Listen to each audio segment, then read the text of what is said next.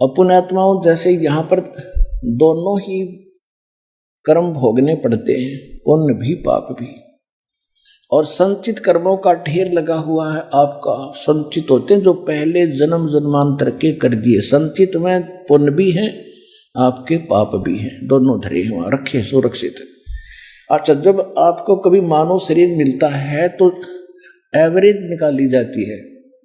जैसे आपके 10,000 पाप कर्म है और पुण्य है 500, तो 10% तो उसका ले लिया पुण्यों का, यानी रेशो बना ली, 50% ले लिया पुण्यों से और 50 ले लिया पापों से। तो जिसके पुण्य कम है तो पुण्य तो आए समझो 250, और 10,000 में तो पाप आगे 5,000, उस रेशो से आपका प्रारब्ध बना दिया और वो आपने भोगना ही पड़ेगा, चाहे राम रट लो, चाहे कृष्ण बज लो, और चाहे ब्रह्म की जाप कर लो, चाहे कितनी घंटी पीट लो, उसमें कोई परिवर्तन नहीं हो सकता। और फिर परमात्मा क्या करेगा, आपके उन संचित पाप कर्मों का नाश करेगा, पुण्य शेष रह जाएंगे। पुण्यात्मा वो मंत्र है, ये जाप दिया है दाता ने हमारे को, ये अनमोल छुपा के रखा था।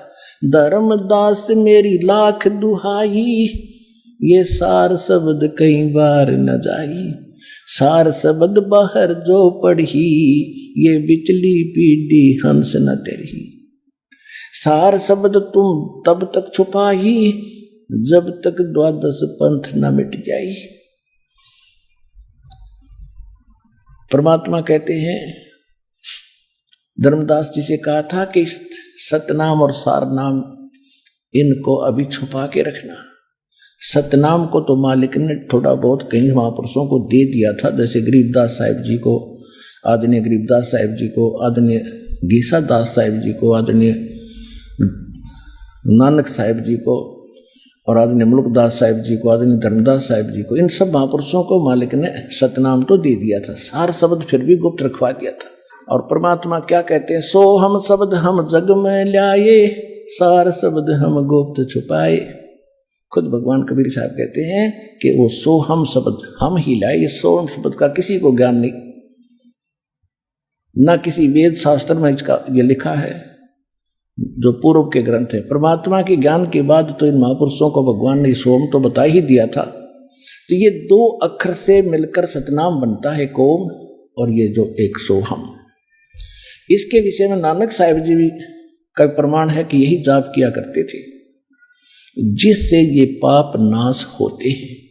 पुण्यात्माओं, जैसे किसान फसल बीजता है, गेहूं के साथ साथ खरपतवार साथ ही उग जाता है, क्योंकि बराबर का खाद मिला, बराबर का पानी मिला, पानी, और वो भी साथ पनप जाता है। पहले कोई विकल्प नहीं था, वो साथ ही फलते थे, दोनों ही बनते थे, अड़ंगा भी और कणक भी दोनों उपजती थी।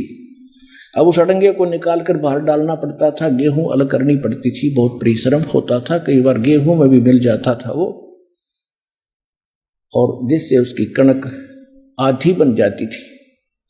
अब क्या किया है कि वैज्ञानिकों ने एक ऐसी औषधि का आविष्कार कर दिया है कि वो औषधि डाल देने से खरपतवार नष्ट हो जाता है, फसल को हानि नहीं होती, वो शेष रह जाती है। इसी प्रकार परमात्मा ने ये एक अनमोल जड़ी हमारे सदग्रंथों में रखी थी, जो इस दास को अप्राप्त होगी है, जो पाप नाश कर देती है, पुण्यों को सुरक्षित रख देती है।